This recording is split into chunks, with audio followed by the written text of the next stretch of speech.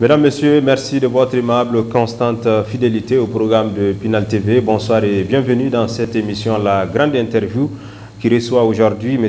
Amadou Aya, premier secrétaire général adjoint de la CODEM, Convergence pour le développement du Mali, le parti de l'ancien ministre Ousseini Amion Guindo. Avec lui, nous allons donc aborder des thèmes ayant trait à l'actualité sociopolitique au Mali, mais aussi et surtout nous ferons le parcours du parti CODEM, Convergence pour le développement du Mali. Monsieur Aya, bonsoir. Bonsoir. Merci d'avoir accepté notre invitation. C'est un plaisir pour moi de répondre à Pinal. Pinal qui veut dire en Peul, c'est l'éveil et l'éducation. Tout à fait. Donc je pense que tout ce que vous faites rentre dans le cadre, n'est-ce pas, de la sensibilisation, de l'information et également de la construction citoyenne. Tout à fait. Merci en tout cas aux initiateurs, aux promoteurs de Pinal TV. D'accord. Alors ma première question, comment se porte aujourd'hui la CODEM après les élections générales de 2018? Ben, je peux dire que la CODEM se porte comme le pays. Vous savez, nous avons un pays malade, un pays où il y a beaucoup de remèdes à faire. Et donc, dans ce contexte, on peut dire que tous ceux qui sont, en tout cas dans ce pays, aussi ressentent les douleurs, n'est-ce pas, du grand corps qui est le Mali.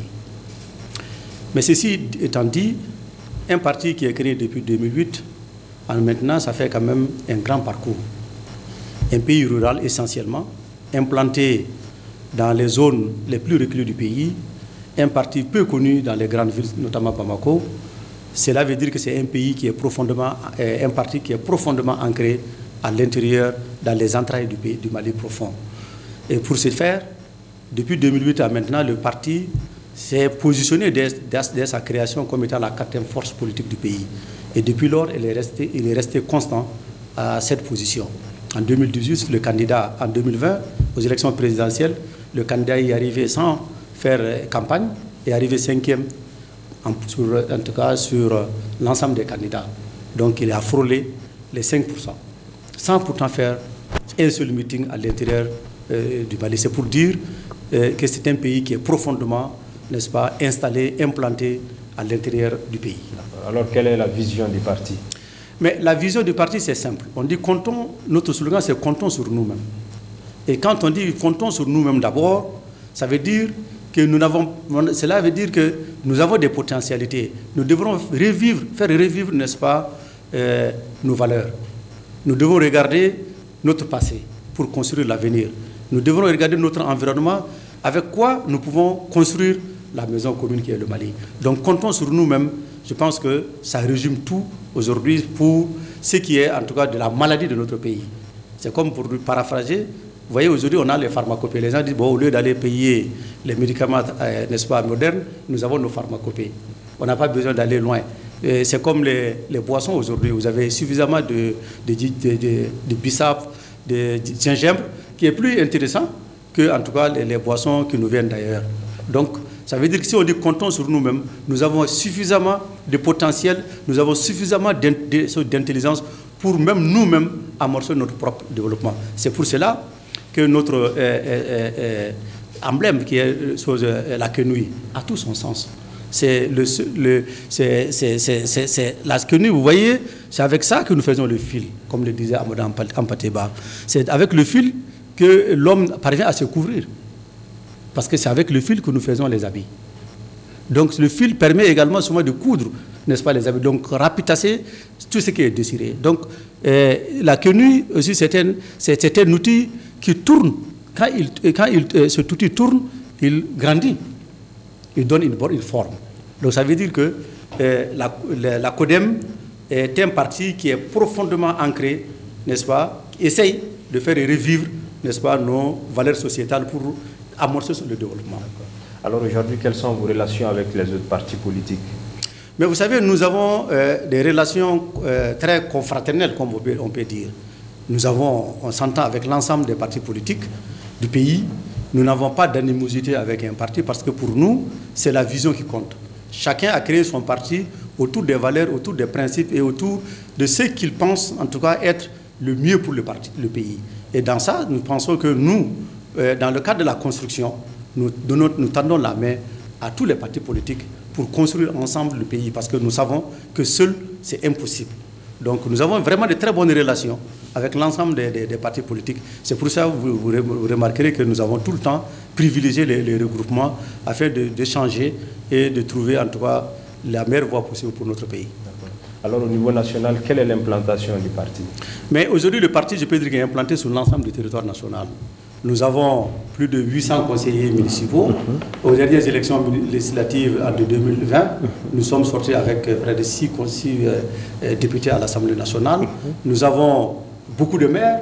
Nous sommes implantés en Europe, aux États-Unis, et nous sommes également très bien implantés en Arabie Saoudite, en Afrique centrale et également au Sénégal et en Côte d'Ivoire. Donc je pense que c'est, comme je le disais tantôt, c'est un parti qui est essentiellement rural, qui est très bien implanté. Et voilà, c'est pourquoi, c'est ce qui explique nos scores du président en 2018, puisqu'il n'a pas fait campagne, mais il est arrivé 5e, contrairement à ceux qui ont eu des milliards, qui ont parcouru le pays, qui ont parcouru l'étranger, pour en tout cas avoir les scores qu'ils ont eus. Et quand vous êtes implanté, vous n'avez pas besoin de vous déplacer, parce que c'est les militants à la base même qui font campagne pour vous-même. Ça veut dire c'est un parti qui est très pauvre, qui n'a pas les moyens, mais qui se repose sur ses militants à la base. Et c'est ce qui fait que notre résultat, nous avons un résultat très constant depuis que nous sommes créés, de 2008 à maintenant. Alors dans quel état d'esprit vous allez donc aborder les élections générales à venir? Mais aujourd'hui, force est de reconnaître que personne ne sait quand est-ce qu'il aura lieu les élections. Nous sommes un parti politique, nous avons été créés pour la conquête et l'exercice du pouvoir. C'est notre rôle et c'est ce que nous confère la Constitution et également les lois du pays. Dans cet ordre d'idée, en tant que parti politique, nous faisons des activités, mais des activités très difficiles. Comme vous le savez, aujourd'hui, notre pays est occupé sur l'ensemble, les 2/3 de son territoire qu'on ne contrôle pas. Donc il est difficile pour aujourd'hui les militants, en tout cas au niveau national, ou le candidat lui-même, le président du parti, pour parcourir l'ensemble du pays, pour en tout cas prêcher la bonne nouvelle. Et donc, on peut dire qu'à ce niveau, nous vivons, n'est-ce pas, comme je le disais au début de l'émission, nous vivons comme le pays. D'accord. Alors, aux dernières élections législatives de 2020, vous étiez candidat dans votre localité, précisément dans la région de Mopti. Dans quelles conditions vous avez donc abordé ces élections? Mais cette élection a été une des élections pour moi les plus difficiles. Ce n'était pas la première fois que je participe aux élections, que ce soit pour le compte même de ma candidature, mais également pour le compte d'aller battre campagne pour les gens. En 2020, déjà, vous savez, depuis 2012, nous sommes dans un pays qui est occupé. Et pour revenir à ma propre expérience, là où moi j'étais, ça s'appelle Dinangourou. Dinangourou est à peu près à 120 km de Koro, à l'est. Et nous faisons frontière avec le Burkina Faso. Et c'est une zone extrêmement difficile, une zone où pullulent en tout cas les terroristes. Je me rappelle par 2 fois avoir en tout cas rencontré les djihadistes pendant la campagne. Et par la grâce de Dieu, je n'ai pas été interpellé et j'ai quand même continué mon chemin. C'est pour dire que toutes les difficultés, c'est une zone où l'administration est absente. Une zone où nous n'avons même pas les militaires. Donc une zone laissée pour compte, n'est-ce pas, pour compte. Une zone où c'est extrêmement difficile de parcourir de jour comme de nuit la campagne électorale. Parce que déjà en 2013, j'étais candidat. J'ai parcouru de Koro, Dinangourou, souvent vers 1h, 2h du matin, sans crainte. Ça, c'était en 2018. Mais en 2020, c'était plus possible. Et on était obligé de rester pour travailler avec les relais qui sont dans les villages. Donc, ce n'était pas facile, c'était très, très difficile. Je me rappelle qu'entre le premier et le second tour, quand Feu Soumaïla avait été pris, et le sous-préfet de Dinangourou, M. Kamara, avait des craintes pour ma vie, parce que quand je devrais quitter, il me dit, Maya, c'est très difficile, je souhaite que tu partes avec le convoi des militaires. J'ai attendu pendant 2 jours, et je suis parti quand même parce que les militaires ne se décidaient pas à partir. Et je suis sorti par moto. Et chemin faisant, je suis tombé sur les djihadistes. Comme je le disais tantôt, Dieu merci, je les ai salués, on s'est salués, ils ne m'ont pas arrêté, on a continué. C'était avec des neveux. Mais vous voyez ce préfet. Lui, quand il a pris la route avec les militaires, mais son véhicule est monté sur une mine. Paix à son âme. Je devais être dans ce véhicule. c'est que Dieu n'avait pas encore sonné, comme on dit, la fin de ma vie. Tout à fait. Donc des conditions très difficiles dans lesquelles nous avons eu à faire cette élection et nous avons eu à gagner cette élection sur le terrain. Nous avons gagné cette élection et c'est pour cela que nous faisons partie des 30 députés spoliés. Pour vous dire aussi que pour la première fois, je pense que la CODEM a fait l'un des meilleurs scores puisque nous sommes partis en liste propre avec 4 députés à Koro, nous les avons enlevés. Dans cette élection, la liste propre qui a pu enlever l'ensemble des sièges, ça c'était à Djoïla, mais avec Magasuba, le candidat du RPM qui était sortant, qui était aussi président, n'est-ce pas, le questeur de l'Assemblée nationale, mais aussi le parti du président à l'époque. Il a aussi sorti avec une liste propre qui a enlevé l'ensemble des sièges. Mais nous sommes partis et nous étions tous, je peux dire, des novices, parce que c'était la première fois que la plupart de ces candidats, à part moi, se présentaient aux élections législatives. Et nous avons quand même remporté les 4 sièges. Et malheureusement, ce qui est arrivé au pays aujourd'hui, c'est parce que, comme on le dit, Dieu aussi paye. Ce que Manassa a fait, je l'ai toujours décrié depuis à l'époque, que cette forfaiture, aujourd'hui, le Mali en paye. D'avoir inversé les résultats des gens qui ont travaillé très dur et des populations qui nous ont fait confiance. Pour le souvenir, il y a un vieux qui a envoyé son fils sur plus de 60 km dans un réseau pour aller me dire, monsieur Aya, j'ai appris ce qui s'est passé. Ça fait 35 ans que je suis chef de village. Je n'ai jamais pleuré. Mon père est décédé, je n'ai pas pleuré. Ma maman est décédée, je n'ai pas pleuré. Mais quand j'ai appris que votre résultat a été inversé, j'ai coulé de larmes. Parce que je sais que ce village, qui est mon village, nous avons voté pour vous, je peux dire à 100%. Et je vous demande de regarder, de vous confier à Dieu. Ce que nous avons fait, si réellement ce n'était pas sincère, le mandat là sera bien. Mais si réellement ce que nous avons fait est sincère, je me confie à Dieu. Et c'est depuis ce jour, tous les événements qui se sont passés, je n'ai pas été surpris.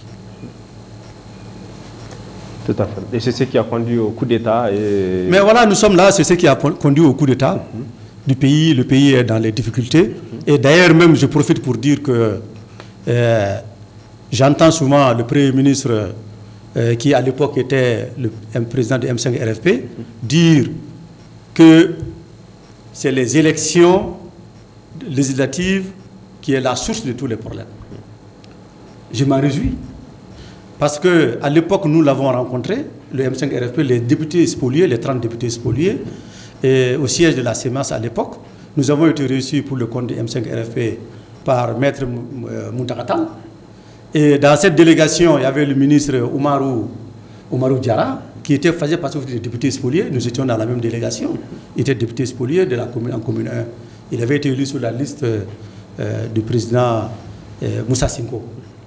Et ce jour, quand nous avons exposé, ben, comme toute réponse, le maître nous a dit non, on n'a pas les mêmes combats. Nous, ce n'est pas les élections, c'est la malgouvernance que nous sommes en train de combattre. Votre lutte et notre lutte n'a rien à voir. Nous n'avons jamais dit que c'est les élections qui est la cause, n'est-ce pas, de notre sortie. Donc ce que nous vous demandons, c'est de venir de vous ajouter à nous pour faire le combat, pour faire partir Ibeka. Et moi, mon parti n'était pas dans ça. Et donc, tout naturellement, nous ne les avons pas suivis. D'accord. Alors aujourd'hui, quel regard portez-vous sur cette transition? Mais je crois qu'aujourd'hui, comme les Bambara le disent, qu'on a dimité, ce n'est pas les maux de ventre, mais c'est que la conjonctivite que tout le monde voit. Malheureusement, nous sommes au regret de constater l'échec total de cette transition. L'échec total de cette transition dans tous les fondements, dans tous les secteurs. Je ne vois pas un secteur aujourd'hui qui, je peux dire, alhamdoulilah, pour moi, pour nous, nous sommes fouillés. Nous avons été fouillés, nous avons été trompés par les acteurs de coup d'État. Souvenez-vous quand ils ont fait le coup d'État. La première déclaration du porte-parole était de dire que nous allons transmettre le pouvoir aux autorités civiles et que ça va être la transition la plus courte possible de l'histoire des transitions. C'était la première déclaration. Nous, en politique, c'est les déclarations, c'est les faits qu'on comprend. Et ces mêmes faits-gens, ils nous ont dit, quand ils sont venus devant la foule du M5 RFP, pour dire, bon, c'est une transition qui, ça peut être dirigée par un civil ou un militaire. Je me dis tout de suite qu'il y a deux langages. Et pour moi, les militaires n'ont pas deux langages. Ce n'est pas deux langages, les militaires, c'est un seul langage. Donc, ce même faisant, nous avons vu des discours qui ont changé pour y arriver à 18 mois de la transition. Et je rappelle que dans ces 18 mois, quand on dit qu'ils ont été forcés, ils n'ont pas été forcés. Parce que je me rappelle, après le retour de l'actuel président Assimi qui avait conduit la délégation du CNRD, c'est pas CNRD, CNSP, j'ai tellement de difficultés pour prononcer ce mot parce que ça ne m'intéressait pas du tout, du CNSP, ils ont dit, nous sommes partis à Ouaga pour discuter de 18 mois. Les chefs d'État nous ont dit 15 mois. Et que de discussion en discussion, on est tombé d'accord sur les 18 mois. Je rappelle que les 18 mois, ils sont partis avec un chronogramme que j'ai. Et ce chronogramme, ce n'était pas le chronogramme, c'est un chronogramme détaillé de l'ensemble des activités qu'ils devraient faire et qui a convaincu les chefs d'État, n'est-ce pas, à accepter les 18 mois. Alors, nous sommes plus de 18 mois, on n'a pas pu organiser les élections. Tout ce qu'on nous a promis n'ont pas été réalisés. Donc pour nous, c'est de l'échec à la place d'amener la cohésion, l'inclusion, mais aujourd'hui, les Maliens sont de plus en plus divisés. Je remarque aujourd'hui qu'il y a des Maliens qui soutiennent, n'est-ce pas, qui font des manifestations au moment où je parle aujourd'hui, une manifestation pour soutenir l'armée. J'ai l'habitude de dire que l'armée incarne l'union nationale. C'est l'armée incarne l'unité nationale, la souveraineté nationale. Je ne vois pas un Malien qui ne soutient pas son armée. Je ne vois pas un Malien qui ne soutient pas son drapeau national. Alors quand des associations se créent pour dire que nous soutenons, alors, mais je me pose la question, pourquoi nous les autoriser même à occuper la rue? Parce que si vous devrez occuper la rue, ou bien la place publique, en principe, dans la loi, vous devrez avoir une autorisation. Et cette autorisation est délivrée, n'est-ce pas, à un parti politique ou à une organisation, en tout cas qui existe, qui est légale. Je me pose la question, si ces floraisons d'associations qui soutiennent ici et là ont des récépissés. S'ils ont des récépissés, là je pense que c'est très grave. C'est très grave de donner un récépissé à une association pour soutenir nos armées. Dont les objectifs, c'est le soutien à l'armée. Nous avons besoin d'une armée unie. Nous tous, nous sommes derrière notre armée. Et quittons le populisme parce qu'en lieu et place des résultats sur lesquels nous, on les attendait. C'est la division des Maliens, c'est le populisme, c'est le discours, n'est-ce pas, de va en guerre contre ceux qui ne pensent pas comme eux. Or, en démocratie, je pense que c'est la contradiction. Et c'est pour paraphraser souvent Amadou Patiba que j'aime beaucoup, c'est qu'il dit que c'est dans la contradiction du tisserand, n'est-ce pas, des mouvements du tisserand, qu'on arrive à faire le tissu. Donc la contradiction, la discussion permet de construire. Donc nous ne disputons pas, mais discutons dans le sens, n'est-ce pas, de construire notre pays. D'accord. Donc vous pensez que le gouvernement Choguel Kokala Maïga ne dispose pas de bilan aujourd'hui? Il n'a pas de bilan, il a même dit qu'il a 30%. 30%, je vois ces ministres qui défilent, il n'y a rien. Vous savez, le Malien, comme lui-même il a le dire, il dit que le Malien n'a pas besoin de savoir le coût de l'équipement militaire. Le Malien a besoin de savoir comment, de savoir seulement être sécurisé. Le Malien aujourd'hui, je le réponds en disant que le Malien a besoin de sentir qu'il y a du mieux dans son quotidien. L'amélioration de son quotidien. Mais aujourd'hui, nous assistons à quoi? À une inflation de tous les produits de première nécessité qui ne sont même pas concernés par, n'est-ce pas, les sanctions de la CEDEAO et de l'UEMOA. Mais c'est une inflation totale. Je regarde que le carburant aujourd'hui, Hier, on n'a pas pu faire notre chose parce que moi, je n'avais pas eu de gasoil, parce qu'il n'y avait pas de gazoil d'arrestation. Mais je rappelle que dans le pays de l'UMOA, le Mali est le pays où le carburant est le plus élevé. À part le Sénégal où il y a 10 francs. Nous avons vu tout hier au Burkina, quand ils ont augmenté de 100 francs, de 500 à 600, mais les gens, c'est intoulé. C'est à 600 francs le carburant. Parce que là, ils ont même justifié, j'ai vu le ministre Tal dire que non, c'est parce qu'il y a des pays riverains, puisqu'ils sont très moins chers, qui viennent prendre tous leurs stocks. Or, ils font une subvention de 400 francs sur le litre. Ils payent à la raffinerie à 900 pour vendre à 500. Donc l'État a fait une subvention de 400 francs sur le litre. Mais puisque certains pays, il n'a pas cité, riverains qui viennent, qui prennent tous leurs stocks, et le pays, chaque fois que ça sort du pays, ça veut dire que l'État burkinabé perd 400 francs. Or, ces 400 francs devraient bénéficier les citoyens burkinabés. Donc, ils ont décidé d'augmenter.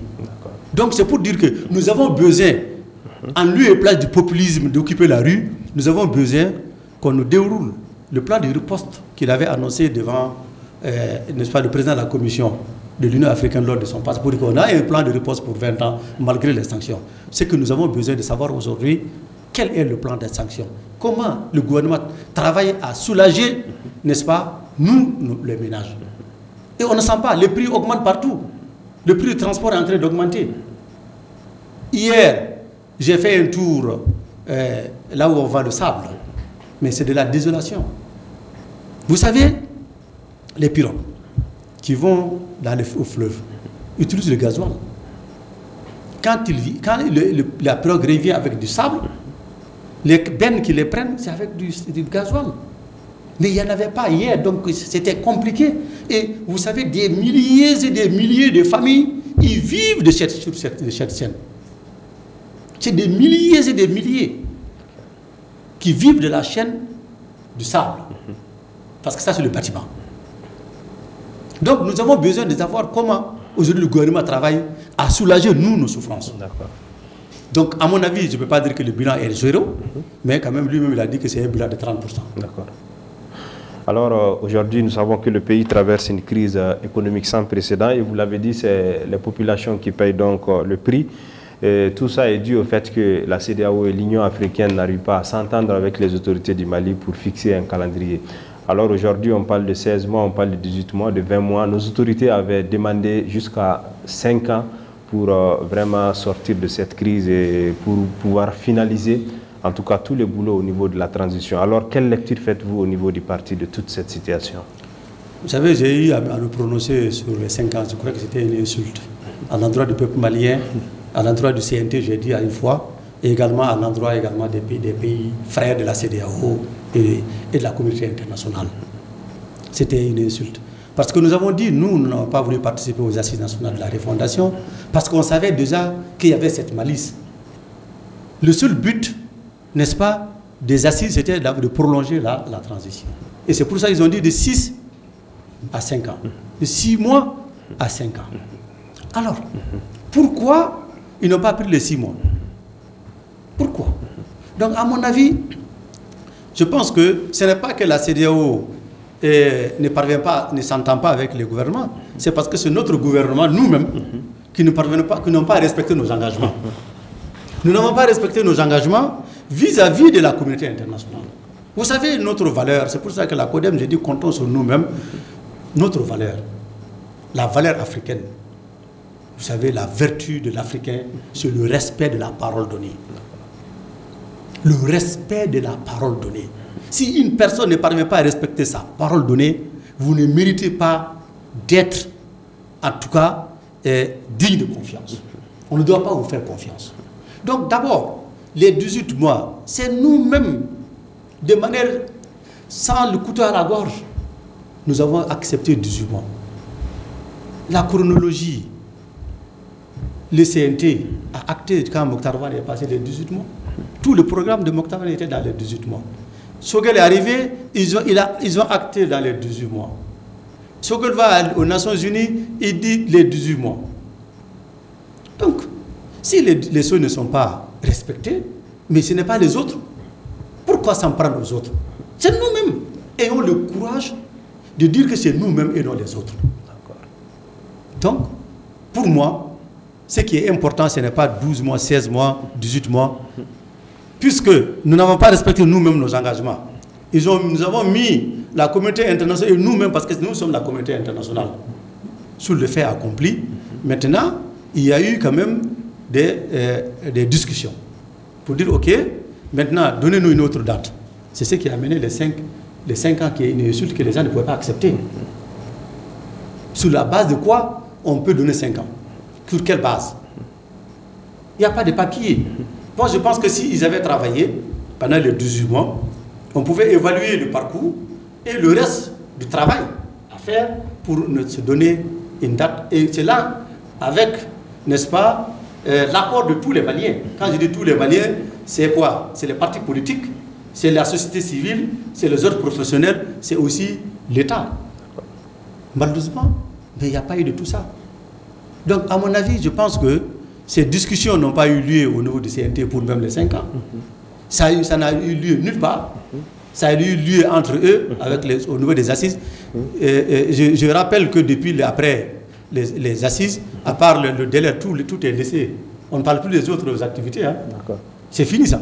Parce que ce qu'ils voulaient, c'est de prolonger. Mais je pense que ça ne marchera pas. D'accord. Alors, dans le cadre de la montée en puissance de notre armée, on note certaines avancées sur le terrain. En tout cas, plusieurs médias ont révélé que l'armée malienne détient aujourd'hui des résultats qui sont réconfortants. Est-ce qu'au niveau du parti, vous avez analysé toute cette situation? Est-ce qu'aujourd'hui, notre armée est apte à faire face au terrorisme? Mais vous savez, c'est pour ça que nous comptons sur nous-mêmes. Nous, on n'a pas compté sur les armées étrangères. Nous avons dit comptons sur nous-mêmes. C'est important, je reviens dessus. Nous saluons nos forces armées de défense et de sécurité qui payent le lourd tribut pour que nous dormions tranquillement à Bamako ici. Que vous, même nos parents qui sont aujourd'hui sous le joug des terroristes, font confiance à l'armée pour les délivrer, n'est-ce pas, des peines qu'ils subissent aujourd'hui. Très souvent, on nous dit, bon, aujourd'hui, nous avons même accepté de signer les accords locaux en attendant notre armée. Et aujourd'hui, les échos qui nous parviennent nous encouragent. Et nous encourageons nos forces armées. C'est pour ça que je dis qu'on n'a pas besoin de sortir sur la place publique. Nous les encourageons, nous les soutenons jusqu'à la dernière énergie. Notre armée nationale. Moi, je n'ai pas d'autre pays que le Mali.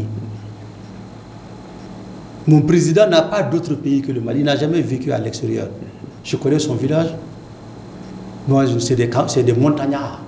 Nous, on les dit, et c'est des montagnards, parce que moi, je suis de la plaine. Entre nous, Dogon, nous, on les considère comme étant des montagnards, des singes. Et nous, nous sommes de la plaine. Il ne connaît que ça. Mais il ne peut même pas y aller. Moi, je ne veux pas aller chez moi. Donc, je pense que ce que nous entendons nous rassure. Et d'ailleurs, nous les encourageons. Si réellement, aujourd'hui, on dit que l'un des obstacles d'organiser les élections, c'est l'occupation du territoire par les terroristes, mais nous, on ne fait qu'applaudir quand notre armée va, c'est-à-dire bouter hors de notre territoire, n'est-ce pas, ces hommes sans loi ni foi, pour nous permettre, n'est-ce pas, de nous installer, de réinstaller nos populations, d'aller en tout cas encore faire campagne, aller vivre avec nos parents dans la quiétude. C'est tout ce qu'on demande, et pour en tout cas aller aux élections. Parce que si aujourd'hui le pays est récupéré, ben, il n'y a aucun obstacle à aller aux élections. Donc je pense que la montée en puissance de notre armée sur le terrain est d'actualité, est palpable. C'est une lutte de très haute longue, et la lutte est très longue. Ces djihadistes ont pu s'installer pendant des années sur notre territoire. Donc ce n'est pas en un mois qu'on va dire que tout est fini. Et je pense que les efforts qui sont là doivent être salués et accompagnés par l'ensemble des Maliens. D'accord. Alors, est-ce que la refondation du Mali est en marche, selon vous? Moi, j'aime pas le mot refondation. Je dis très souvent, vraiment, j'aime pas le mot refondation. À mon avis, un pays se construit tous les jours. Il y a la modernisation de l'État, il y a des réformes qu'il faut faire à chaque moment, à chaque instant, s'arrêter et s'adapter aux réalités du moment. Moi, j'aime pas le mot refondation. C'est pour ça que je ne me reconnais pas dans ce mot refondation. Et d'ailleurs, même, il y a une grosse querelle entre le concepteur de ce mot refondation, qui est un de leurs, du M5 RFP, je n'ai pas envie de citer, mais qui a dit que mais lui, ce n'est pas ces mots-là, c'est lui qui amène le concept de refondation, mais il ne se reconnaît pas en ce qui se fait maintenant. Mais moi, je ne connais même pas le mot refondation là. Il n'y a pas à refonder. Notre pays doit être modernisé, notre pays est en marche, et en fonction, n'est-ce pas, des réalités du moment, nous devrons nous adapter. D'accord. Alors, aujourd'hui, après avoir épuisé donc les 18 mois, selon vous, quel est le délai raisonnable pour aller à un calendrier électoral? Nous faisons, mon parti est membre de Djigapura, qui est Expérience Nouvelle, et qui est aussi membre des regroupements qui s'appelle le cadre d'échange des partis, regroupement des partis politiques. Bien avant la fin des 18 mois, nous avons, au niveau des comités d'experts, nous avons élaboré un chronogramme avec l'ensemble des activités que nous avons d'ailleurs partagé avec les autorités. Et nous pensons qu'aujourd'hui, 9 mois à l'époque a été raisonnable. Avec l'ensemble des activités, parce qu'un chronogramme, c'est les activités. Mais jusqu'à présent, le gouvernement ne parvient pas à présenter un chronogramme. Quand il dit 5 ans, 24 mois, 12, ça veut dire qu'il tâtonne.